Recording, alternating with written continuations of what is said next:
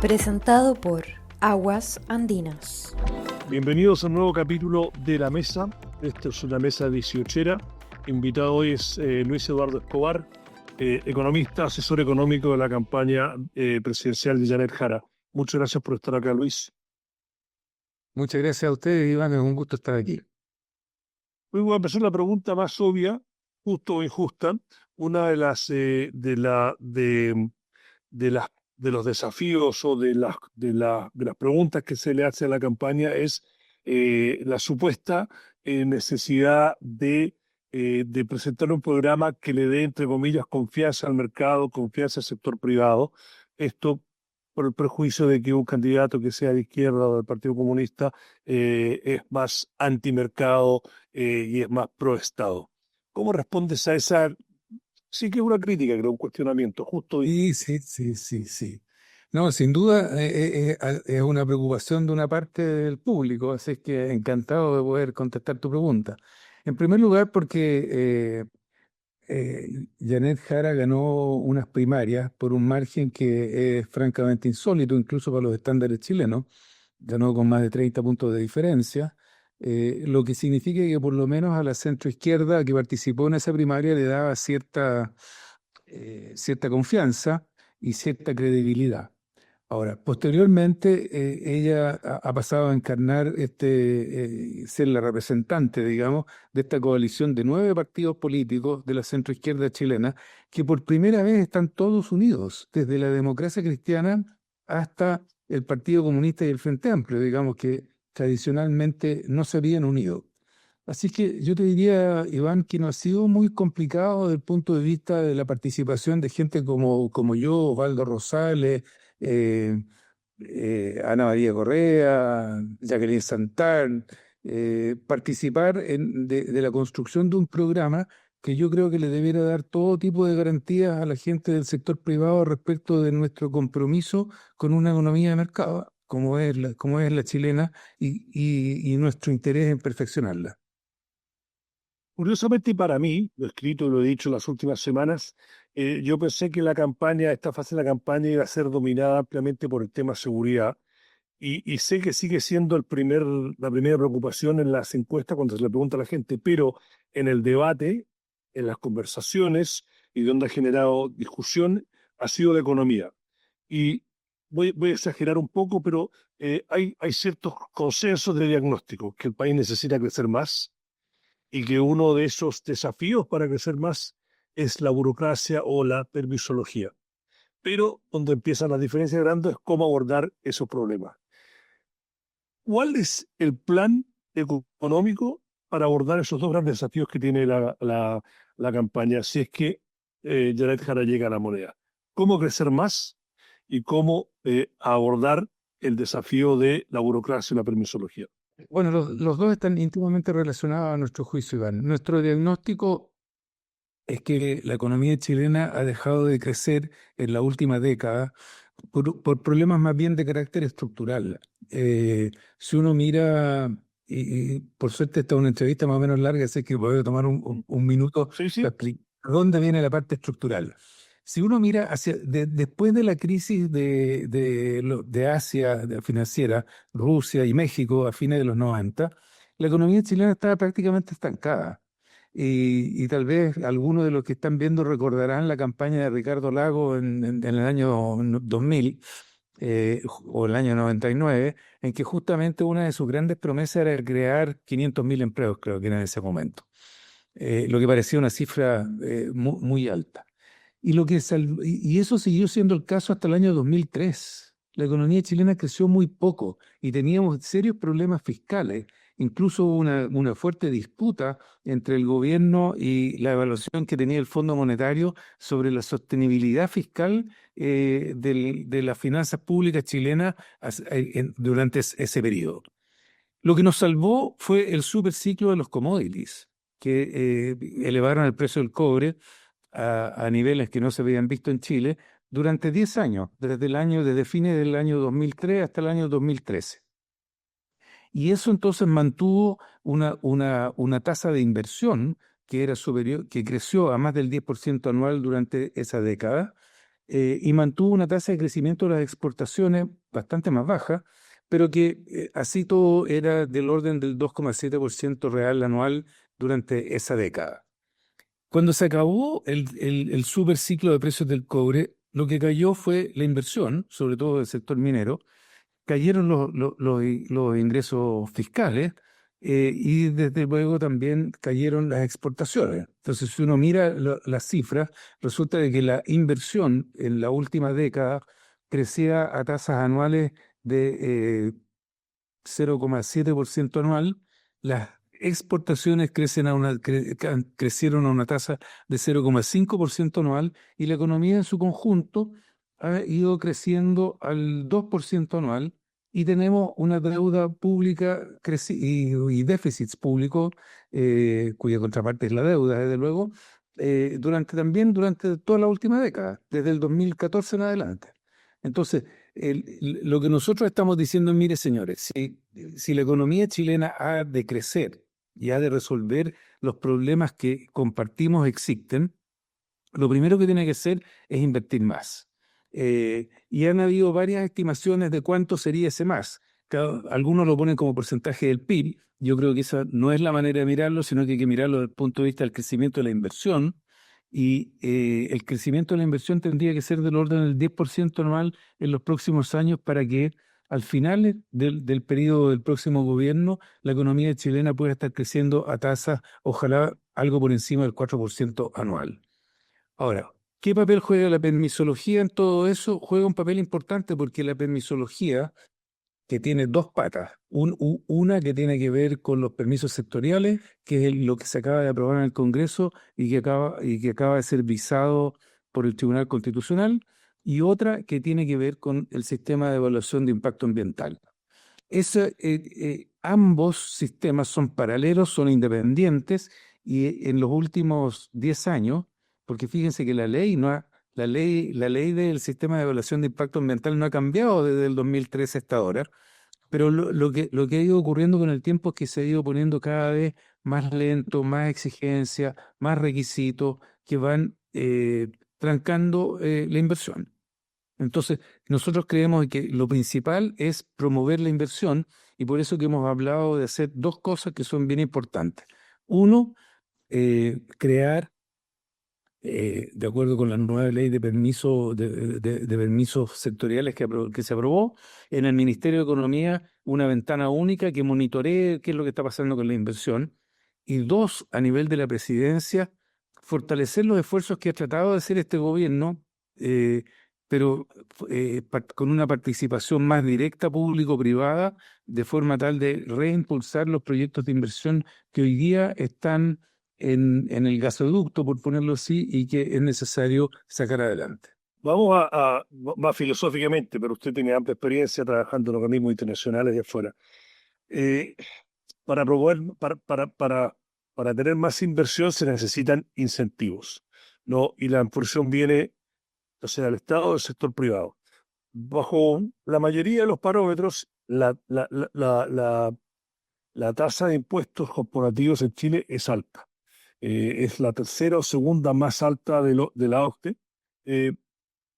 Y la mayoría de los informes de los últimos 10 años, tanto de la OCDE, del Fondo Monetario, el Banco Mundial y otras instituciones, es que 27% es alta y un gran desafío para Chile es ampliar la base tributaria. Y ampliar la base tributaria es que no más gente pague impuesto a la renta.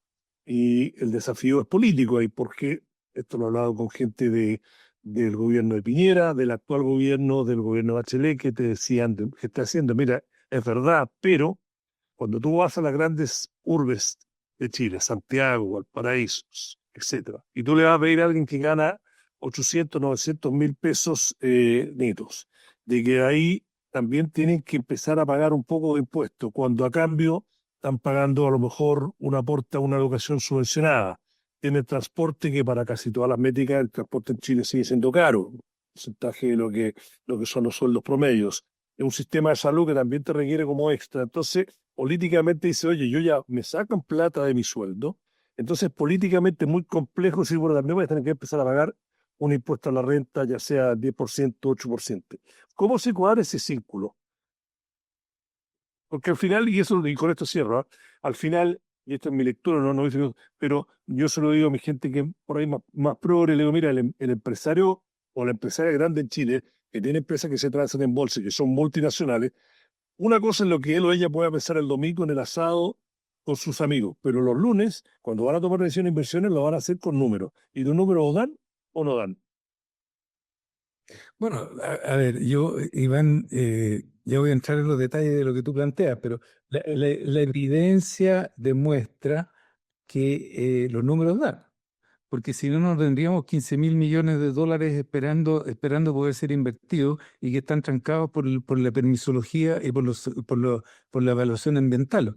Hasta ahora, todos esos proyectos han sido presentados oficialmente, digamos, ante las instituciones gubernamentales para ser aprobados y poder ponerlos en marcha. La Yo, desesperación. mayoría, no, quiero hacer un poquito, no quiero ser abogado del diablo, pero voy a hacer un poquito. La gran mayoría de esos, que efectivamente es verdad, y los récords de inversión extranjera son en dos grandes industrias, en que los márgenes son bastante más altos.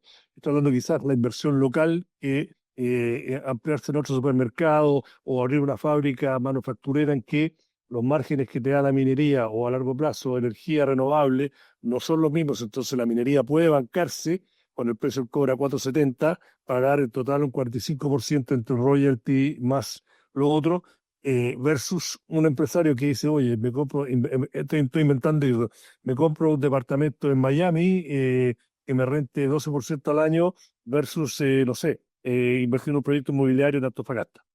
Estoy simplificando, pero quería hacer el punto. Bueno, a ver, ese empresario, sí, está bien, es un poco una caricatura, pero entiendo el Sí. punto.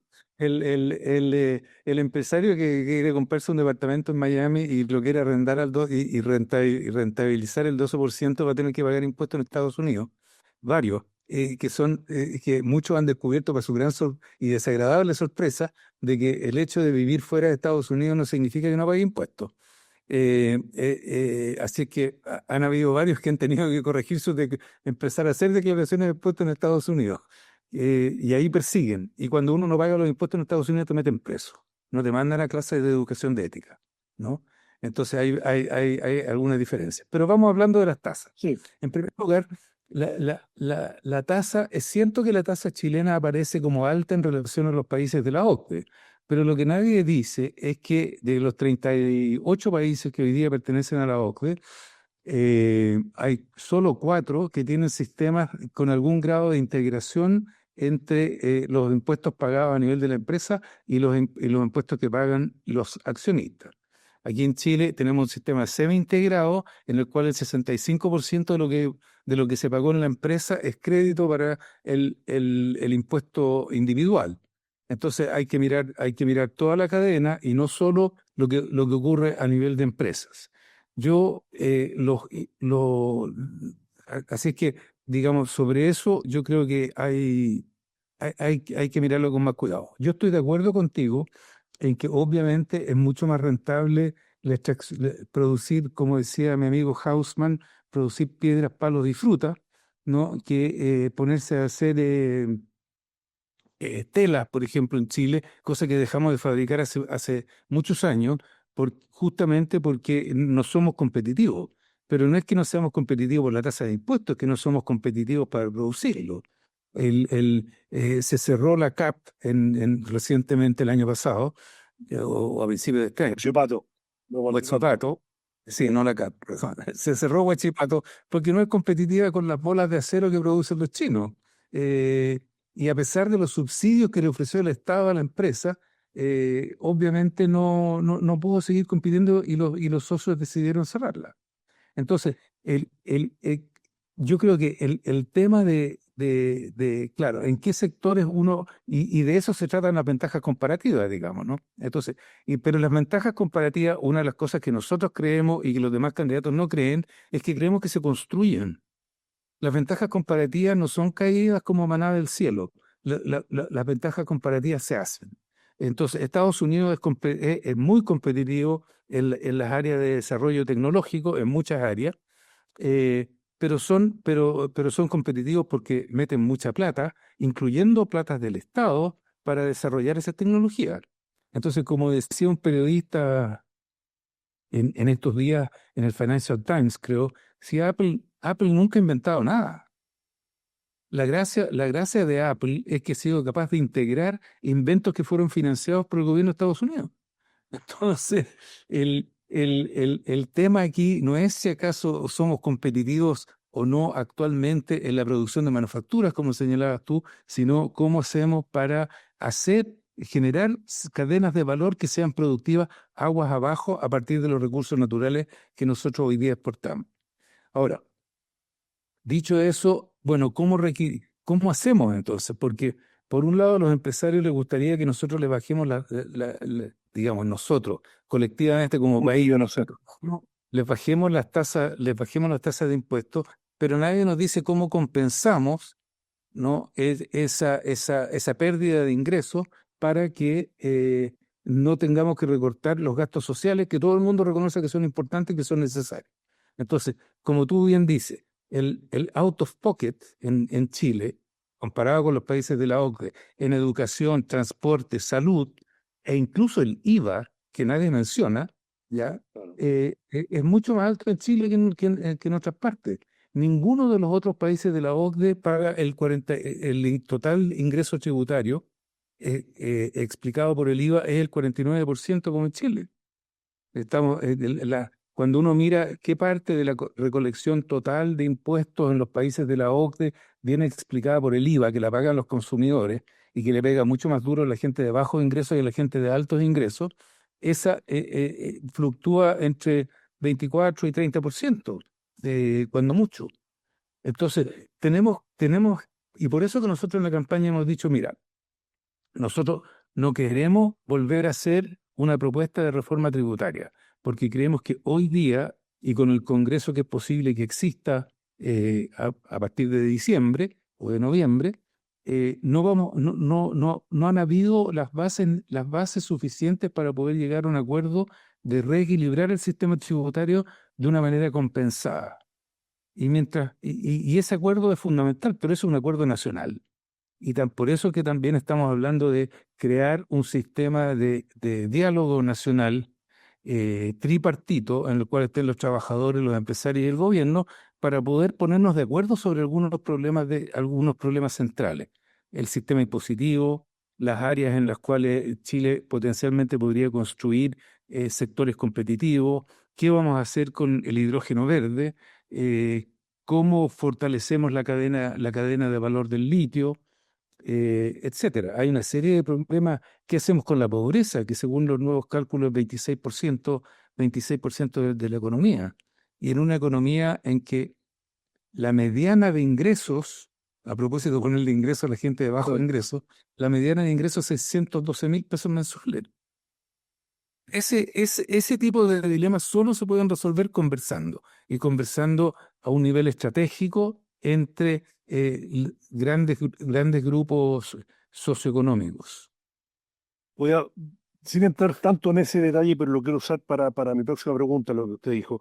Este gobierno, sobre todo después del primer proceso constitucional del rechazo en que cambió de rumbo, ya sea por pragmatismo político o realismo o por convicción de que en la moneda que el camino era por acá, hubo mucho diálogo, pero tenemos un sistema político altamente fragmentado que no ha cambiado y hay muchos, de los cuales yo me incluyo, en que digo que el gran problema de Chile en los últimos 13 años no es necesariamente la economía, sino que ha sido la política. Entonces, para llegar a estos grandes acuerdos, ¿no? En cualquier método, miren lo que nos demoramos con una reforma de pensiones, no más de 10 años, es complicado. Entonces, desde el punto de vista práctico, si llegase a la moneda, ¿qué cosas puede hacer? ¿Qué cosas se puede hacer de la moneda y qué cosas se puede hacer? No se puede hacer porque con un sistema político tan fragmentado es muy difícil llegar a acuerdos. Uno de sus rivales en la campaña, que José Antonio Caz ha dicho, no sé si lo ha dicho o no, pero sí yo sé que lo ha dicho no, y me lo han dicho varios empresarios que se han reunido con él, que él ha dicho ampliamente, no, yo no estoy para ningún acuerdo. Yo estoy acá por las cosas seguridad y recortar el Estado a la motosierra. Estoy por ahí siendo demasiado simplista, pero no. Entonces, desde el punto de vista para la gente que ve el programa dice, todo bien, pero ¿cuánto más hay que sentarse y cuán realistas es poder llegar a este tipo de cosas y qué cosas se pueden hacer desde la moneda sin tener que llegar a estos grandes acuerdos que son tan difíciles con el sistema político que tenemos. Bueno, a ver, yo coincido contigo de que los diálogos sociales no son particularmente fáciles, eh, pero justamente en eso radica su importancia. Eh, por mi experiencia personal, y no quiero hablar aquí digamos, como posición de la campaña, pero yo he estado en dos grandes diálogos nacionales. Uno en Nicaragua, después que terminó el primer periodo de los sandinistas en 1989, y asumió doña Violeta Barrio de Chamorro. Se convocó, yo era asesor de la presidencia en ese momento, se convocó a un diálogo nacional que justamente lo que hizo fue convocar a los representantes de los distintos sectores y no a las estructuras político-partidistas. Y en eso participaron desde grupos indígenas hasta grupos empresariales, grupos que habían estado en la contra, o sea, porque hubo una guerra civil ahí, y grupos empresariales que habían permanecido en Nicaragua, etcétera. Y efectivamente no fue fácil. Las primeras sesiones eran duras, digamos, las recriminaciones y los ataques mutuos eran muy importantes, pero al final se pudo llegar a ciertos acuerdos que permitieron relanzar la economía nicaragüense. Algo parecido pasó años después, donde me invitó en esa oportunidad el PNUD, donde hubo un diálogo nacional en Panamá, donde había que ponerse de acuerdo qué es lo que se iba a hacer con los recursos que iba a generar el segundo tramo, digamos, del Canal de Panamá, la ampliación del Canal de Panamá, ¿ya? Y también fue el gobierno, en ese caso el que facilitó fue el PNUD, eh, y lo que se hizo fue convocar a los distintos grupos sociales y económicos del país, los aseguradores, los banqueros, los universitarios, agrupaciones indígenas, empresarios de distintos tipos, etcétera, y para ponerse de acuerdo en cómo querían repartirse, cómo debieran ser asignados en realidad estos recursos adicionales. Y eso después se llevó al Congreso para que fuera discutido, se hicieran los proyectos de ley y se pudieran implementar. Entonces, yo creo que no hay que partir discutiendo esto en el Congreso, porque efectivamente si vamos a tener 29 partidos en el Congreso va a ser muy difícil. Va a estar cada uno en su trinchera. Y lo que importa es tratar de llegar a una visión de país en la que podamos concordar. Una pregunta, ¿a usted le parece, no sé si la palabra es justo, la vida no es justo, no es tan justo, no es justo, pero que al candidato, a la candidata, su candidata, no, que es de izquierda, se le pide no que tiene que hacer propuestas y nombrar gente que le genere confianza al sector privado y a los mercados? Y por otro lado tenemos un candidato que hace propuestas que son cuestionadas por la mayoría de los economistas transversales, con un recorte de 6.000 millones de dólares en el Estado, etcétera. Y ahí, más allá del ruido, no se le cuestiona tanto la seriedad de propuestas. Y acá me tolló una cuchara. Hay una persona importante en el mercado financiero que me dice, oye, nosotros lo vemos como esto también un desafío que le puede pasar si llega a ganar José Antonio Gas y va al Congreso que sea derecha y aprueban rápido una motosierra de recortar 6.000 millones de dólares sin tener una propuesta fiscal balanceada, simplemente cortar impuestos y cortar gastos. Por ejemplo, no, que le pase lo que pasó con el gobierno de Truss en Gran Bretaña, que el mercado a las 6 semanas, el mercado habló y ¿no? Duró 6 semanas en el gobierno como primera ministra. ¿Ve eso también que un poco injusto que a ustedes le piden cosas que por ahí al otro lado no le piden? A ver, como tú dices, la política no es necesariamente justa o injusta. Eh, lo que ocurre, yo creo, es que y ahí volvemos al inicio de nuestra conversación, es que yo creo que a la gente le preocupa mucho el tema de la seguridad. Pero el tema de la seguridad no es independiente del problema de la gobernanza. Y efectivamente yo creo que la mayor debilidad de nuestro oponente Kast en este caso es que no tiene un programa económico. O sea, decir de que tú vas a recortar 6.000 millones cuando la comisión esta de los ex directores de presupuesto que acaba de entregar su informe dice que haciendo un gran esfuerzo se pueden recortar 2.000 millones y que la mitad de eso requiere leyes. Quiere decir de que un gobierno del señor Kast no puede cumplir con lo que está prometiendo. No hay bases para que cumpla. Entonces, yo creo que una de nuestras tareas justamente es de convencer a la población de que el señor Kast es malo para el país, es malo para la convivencia y y al final no va a poder asegurar la seguridad, valga la redundancia, porque no va a tener los recursos para hacerlo y no va a tener las condiciones sociales y políticas para poder hacerlo. Mira, podríamos estar media hora más, pero te pasó rápido el tiempo. Esa es la última pregunta. Y vamos a entrar más acá ahora en filosofía política y económica. Primera impresión de que hay y esto es global, ¿no? Chile es solo un ejemplo más y cada país tiene su propia idiosincrasia en la cual cómo se manifiesta, pero hay como un movimiento popular, en el sentido más amplio de la definición popular, y al que, ¿no? En que están como que se ha generado como un anti-Estado por el tema de seguridad, principalmente en Chile, pero con un Estado que es ineficiente, que lo ven como grasa, que está cooptado, y la mayoría de las, entre comillas, lo revolucionario está viniendo desde la derecha. O el extremo por ahí, Milei en Argentina, con un anarcocapitalismo. En Europa se manifiesta de diferentes formas. En Estados Unidos, una especie de peronismo de derecha como Trump. Y la izquierda tradicional, o la izquierda incluso la tercera vía, como que no prende, como que no viene, no hace propuestas que a lo mejor refleje, como que está todavía peleando cosas de los años 70, 80. Estoy siendo un poco abogado del diablo, pero estoy simplificando no. Es un desafío, ¿no? Bueno, yo creo que es un desafío porque si uno mira lo que ha ocurrido en Chile, digamos, de fines de los 90 hasta ahora, es que hay un cierto desencanto con lo ocurrido, porque en esto de las décadas que hablábamos anteriormente, tuvimos una década de oro, por llamarlo de alguna manera, con el boom de precios del cobre, que no supimos aprovechar. Aumentamos bastante el gasto corriente, pero no pudimos hacer reformas de fondo que pudieran ir solucionando los problemas de la gente en esa oportunidad. Y cuando la economía crece al 2% anual, como ha sido el caso de la última década, lo que ha ocurrido es que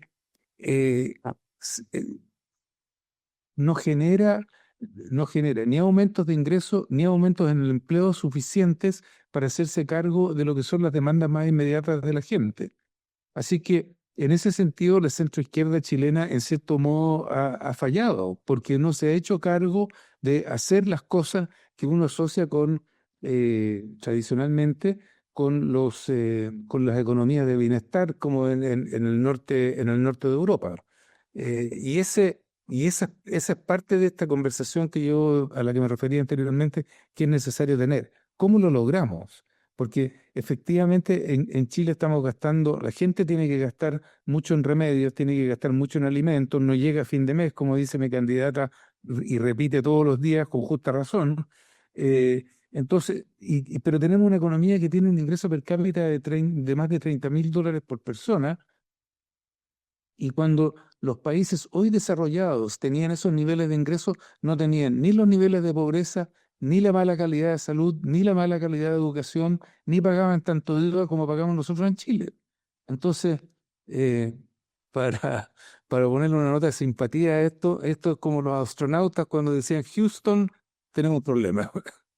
Y ese es el problema que hay que resolver. Y eso solo lo vamos a resolver, Iván, si acaso conversamos. Bueno, estuvimos mucho más largo que lo que es el programa, así que me van a perdonar, digamos, media hora conversando y pasar que por 5 minutos. Espero que no sea la última vez antes de las elecciones.